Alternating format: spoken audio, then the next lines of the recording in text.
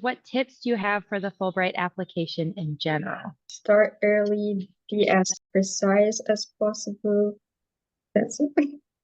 Be as organized as possible, because honestly, I'm not that organized of a person, but I had to be.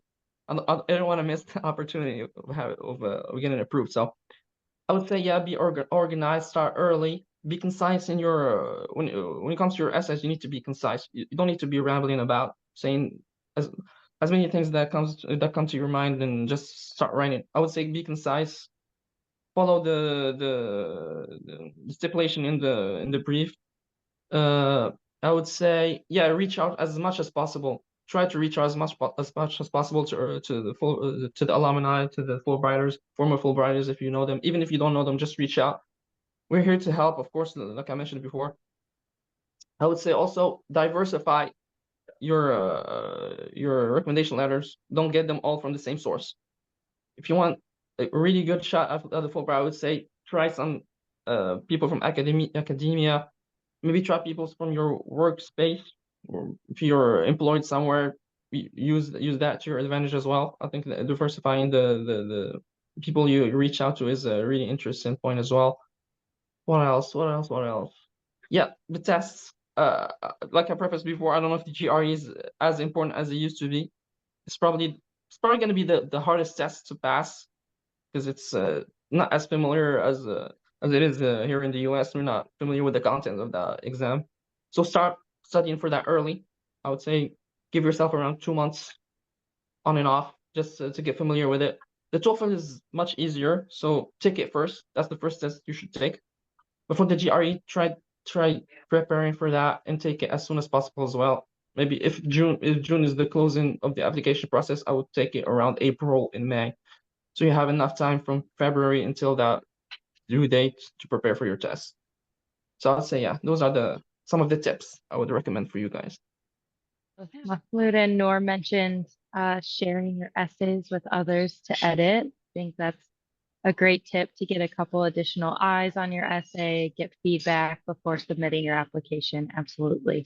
Apart from like starting your application early and give yourself like plenty of time and communicate with your commanders and seek feedback on your application, I think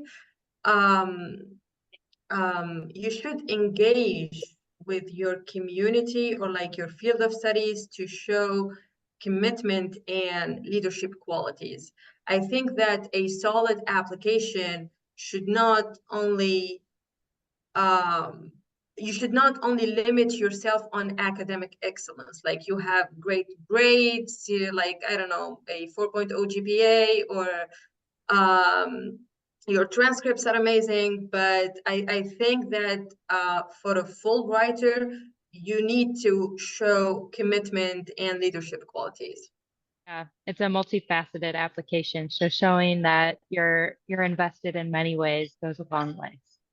About trying to make this application as strong as possible, as we don't have the ability to change anything about the academic background, because once you apply, you already finished your studies in undergrad, so your transcripts are just there, and it's not something you can change.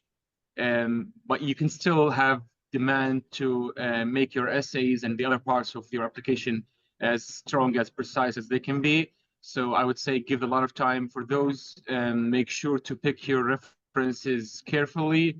Again, like Mahmoud just mentioned, try to diversify those recommenders, and pick, for example, one academic or two academic, but the other should be at least a professional reference, maybe something that's related to research, or let's say professional firm or company that you're working in.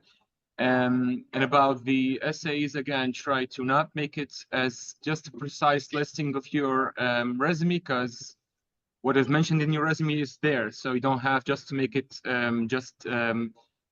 really cold listing of your skills and education. Make it more about your personality, or about your future goals, about your aspirations. And yeah, I would say maybe, yeah, this is my advice for that part. Yeah, try to make your application as strong as possible. This is your shot. to get an interview, and then you can take it from there. You're already submitting your CV. So what can you include in your essay that maybe doesn't show up immediately on your CV?